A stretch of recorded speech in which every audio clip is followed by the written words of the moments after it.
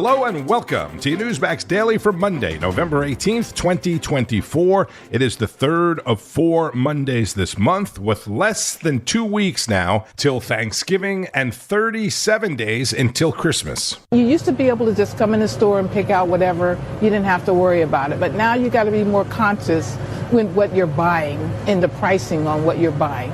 So it makes it a little stressful this year. That woman in Ohio speaking with ABC News. There are 43 days left in the year. In the headlines, President Biden is in Brazil today participating in the G20 summit. I'm proud to be here, the first sitting U.S. president to visit the Amazon rainforest, to recommit to protecting the rainforest like this one. This after attending the APEC summit in Peru over the weekend, where he met with Chinese President Xi. There is big news today concerning Ukraine, as President Biden authorized Ukraine to use long-range U.S. missiles to strike inside of Russia, something President Putin has said in the past could lead to him using nuclear weapons. I hope you enjoyed your weekend and hope your team or teams were in the win column. Did you notice more and more players in the NFL and even at the college level are celebrating with the Trump dance? And if you missed the UFC event at New York's Madison Square Garden on Saturday night, it was epic.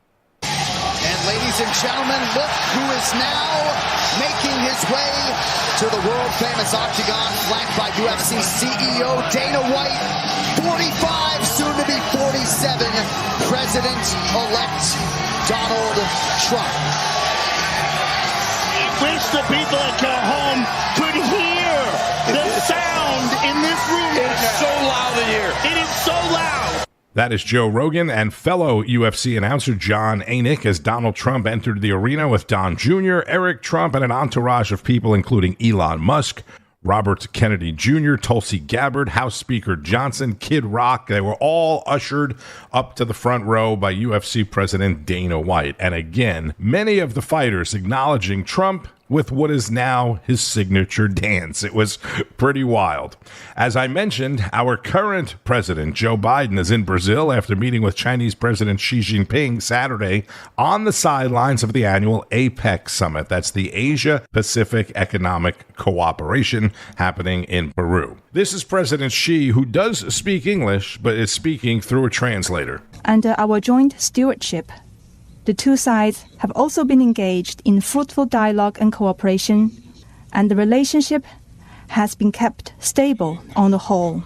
China is ready to work with the new U.S. administration to maintain communication, expand the cooperation, and manage differences. Xi and Biden both acknowledging ups and downs in relations between the two countries during Biden's 4 years in office, and you heard President Xi there say he is ready to work with the Trump administration. Even with President Biden meeting with the president of China, even with how huge of a story that is, anytime the president of the United States is traveling overseas, it dominates the news. But President-elect Donald Trump's cabinet appointments continued to dominate most of the news shows. I'll start with Newsmax's Lidia Curanaj on Sunday agenda.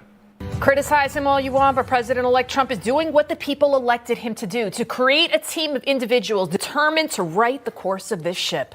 From RFK Jr. to Tom Homan to Elon Musk to Vivek Ramaswamy, Tulsi Gabbard, Matt Gaetz, Marco Rubio, Caroline Levitt, and more, all of them, what they have in common, they are all passionate, they're all fierce, and they're all dedicated to this nation. And many of the same people that are now criticizing Trump's picks praised Biden's picks, like this one, Admiral Dr. Rachel Levine, a man who says he's now a woman. Levine is the Assistant Secretary for Health and Human Services. This next Biden official, he was also hailed a hero, Sam Brinton. There he is. Nice red dress. Matching lipstick. Biden's gender fluid nuclear waste guru, since been fired. He also, remember, he had a penchant for stealing suitcases and then wearing those women's clothes inside the suitcases. Unlike Joe Biden's picks, Trump's picks have nothing to do with identity politics, nothing to do with sex or race. Yet Trump continues to break barriers with his picks. Rubio will be the first Latino Secretary of State. Susan Wiles, the first female chief of staff. I thought they said Trump was racist, that he was a sexist. You know what this means? Woke is dead, folks. Even AOC removing her pronouns from her ex bio. America has spoken. The best person for the job should simply be the best person for the job.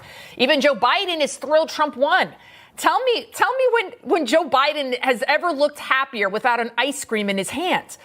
All of us, I think, like Joe, we've finally been unburdened by what was almost a total disaster. MAGA, making America great again, is what the American people want. They have spoken loud and clear. They made it known at the ballot box with that landslide victory. But if you thought the legacy media lies would finally stop, that clearly, they didn't work during the election cycle. No. They've actually kicked their lies into high gear. I want you to take a listen to The View explain what newly appointed border czar Tom Homan, who led, by the way, ICE under Obama as well as Trump, will do once he gets into office. What he is saying is that U.S. citizens can be deported. What he is saying is if the parent is undocumented and they have U.S. citizen children or U.S. citizen spouse, and you don't want to separate them, then let's deport the U.S. citizens. I mean, you know what I loved about that is how all the ladies, they just sat there and nodded at that ridiculousness of what Navarro just said right there. Deport a U.S. citizen? Where are they going? What if they have different ethnicities? Are they going to deport them to different countries? I mean, does she think that we are this clueless, or does she think viewers are this stupid, or is it a combination of both? One thing is for sure, these people, they are not well. Take a look at this next headline. You see it right there. You will end on a stretcher. Connecticut teacher on leave after threatening Trump voters. This is special ed elementary school teacher. I say was because she has since resigned after the district placed her on leave, and then she went on a local TV show crying, blah, blah, blah. I mean, I was thinking about this. How many other teachers have said the same thing, but their rants didn't go viral like hers did? The fake news brainwashed that teacher, as well as so many other millions of Americans. Again, that's Newsmax's Lidia Curanaj on Sunday Agenda. Last week, Republicans in the Senate picked South Dakota Senator John Thune as their new leader. We had discussed that quite a bit last week.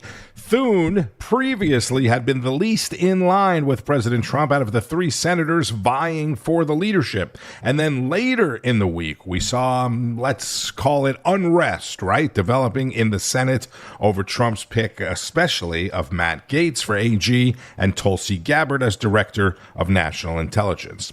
This is Chris Salcedo, host of The Chris Salcedo Show. Let's bring in former National Press Secretary for the Trump campaign and former White House Principal Deputy Press Secretary, our good buddy Hogan Gidley. It's nice to see you, my friend. During an interview on another network, Senator John Thune refusing to commit to ensuring that Trump appointees are put through with the same expediency that unqualified Biden appointees were moved through.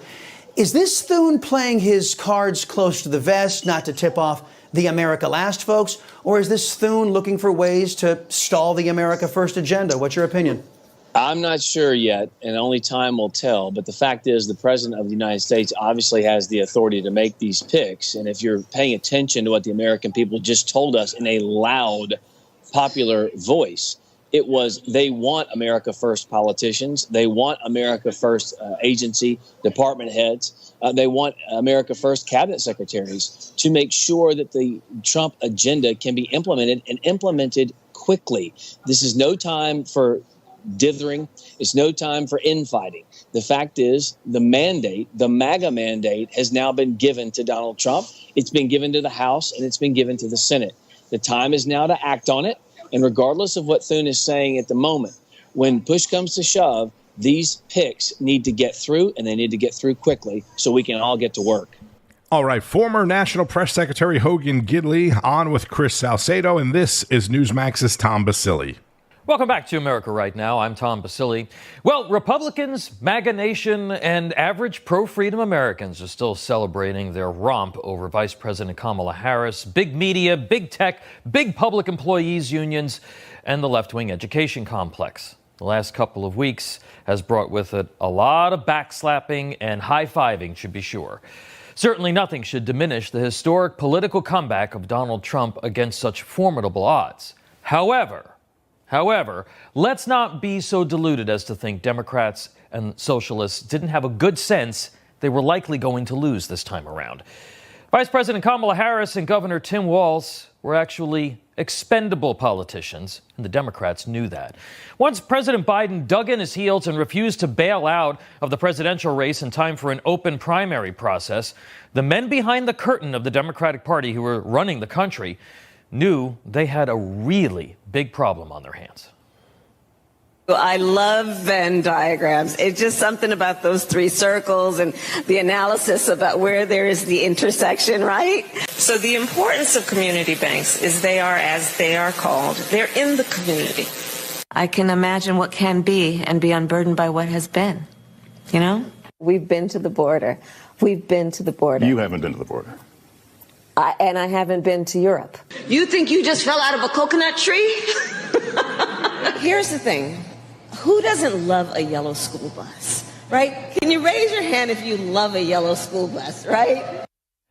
There is a part of me that will miss her. Republicans shouldn't think that they have it all going on here, folks. All glory is fleeting. Enough of the happy hours and the congratulatory cocktail parties. They need to get past their petty squabbles and start singing from the same sheet of music for once, and they need to do it quickly.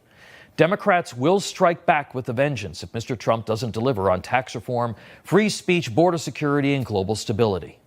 The left plays the long game, and Ms. Harris and Mr. Walz were simply two expendable tools.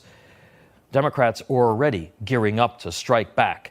Don't for an instant believe that Mr. Obama and Mr. Soros thought that this was a winning team or that they're spending a lot of time crying in their Cheerios. Tom Basile, who worked in George W. Bush's White House and was the executive director of the New York Republican Party, is the host of America Right Now, Saturday mornings at 9 o'clock Eastern on Newsmax, followed by Saturday Report with Rita Cosby, who spoke with New York Congressman Mike Lawler.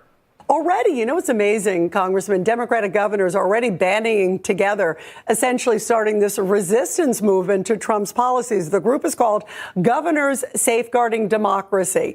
What exactly do you think they're going to be doing? I mean, they haven't made it clear.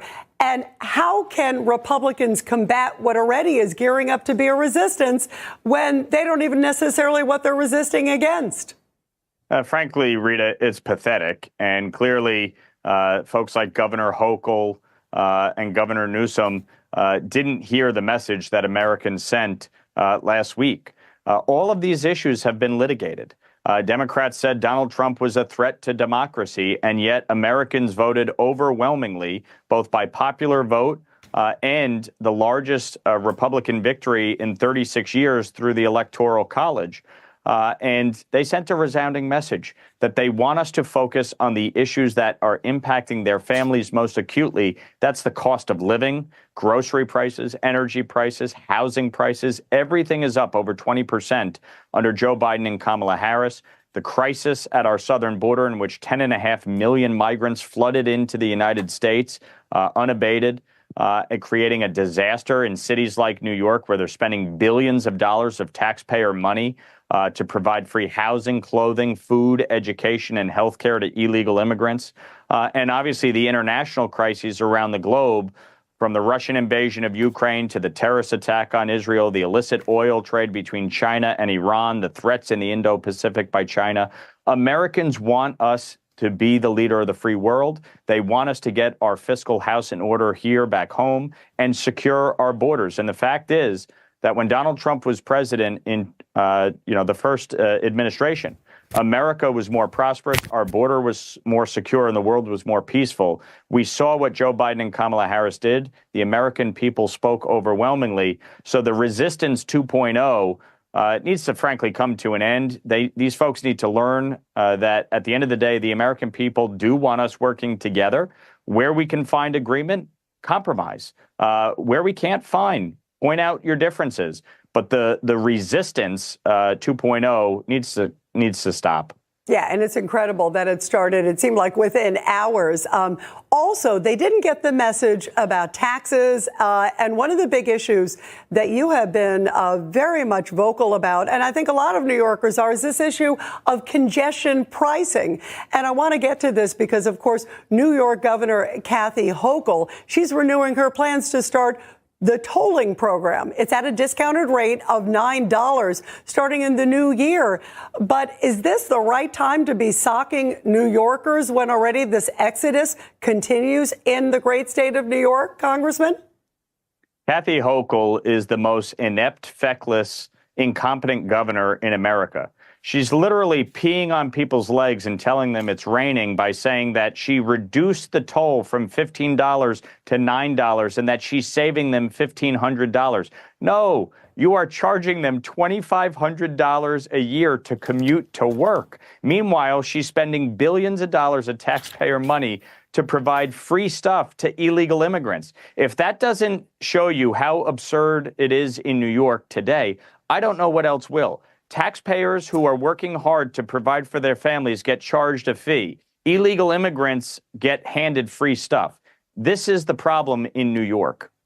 Yeah, it's getting socked from every different direction. Well, keep up the fight. I know a lot of people are just frustrated. And maybe if they go after the fare beaters and start collecting those, then they wouldn't need to do the congestion pricing. $700 million a year they lose, the MTA does, from people who jump the turnstiles and refuse to pay the fare.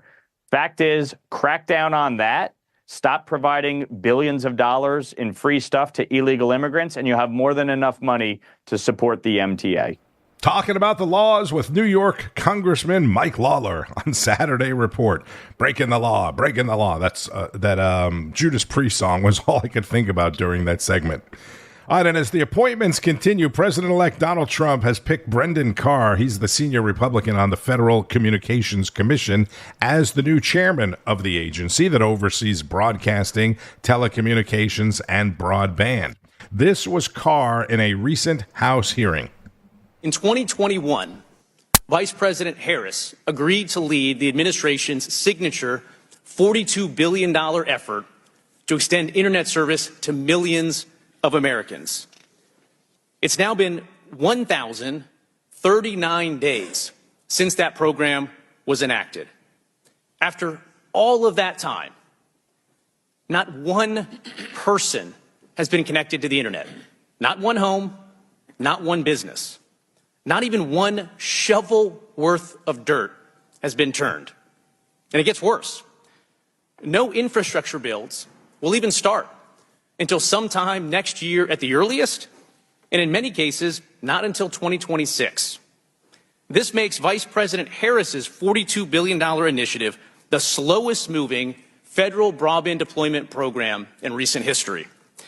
With Vice President Harris at the helm, Politico recently reported on the, quote, frustration in finger pointing that defined the program's, quote, messy, delayed rollout.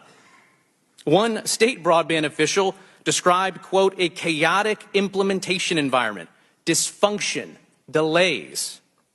She added that the administration, quote, has provided either no guidance, guidance given too late, or guidance changing midstream.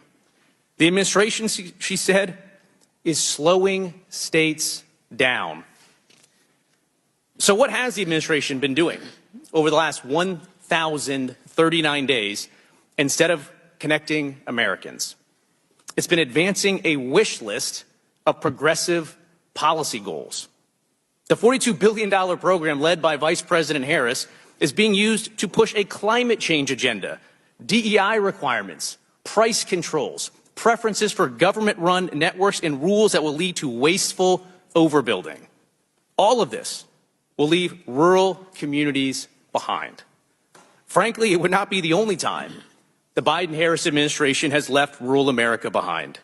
In 2020, the FCC secured a commitment from Starlink to provide internet to 640,000 homes and businesses for about $1,300 per location in federal support. But the government revoked that award last year after President Biden gave agencies the green light to go after Musk. The administration is now spending dollars on the penny to connect locations through its own initiatives.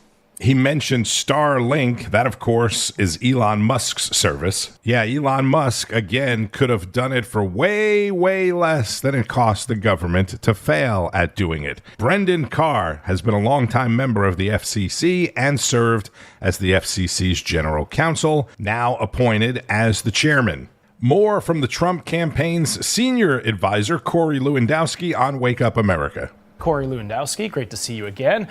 Corey, I want to start with yesterday's announcement. Trump's picking senior Republican member of the FCC, Brendan Carr, to serve as the chairman of the SEC in his administration. Trump calling him a warrior for free speech. What does he bring to the table? Well, what he brings to the table is proven leadership. Number one, Mr. Carr, who I happen to know and consider a friend, has been through 3 Senate confirmation processes and from what I understand has been unanimously confirmed by the U.S. Senate on 3 different occasions. What he's also done is prior to this nomination, he has notified the big tech companies that they are on notice. And if they continue to use their platforms to disparage or to subvert the will of the American people and specifically spreading information, which we know to be true, a la the Hunter Biden laptop story, there will be ramifications. And lastly, he is the individual on the FCC who notified Saturday Night Live that they are breaking or they were breaking the law by allowing Vice President Harris on and not allowing Donald Trump on under the equal time provision. So he has been a warrior for the right on this.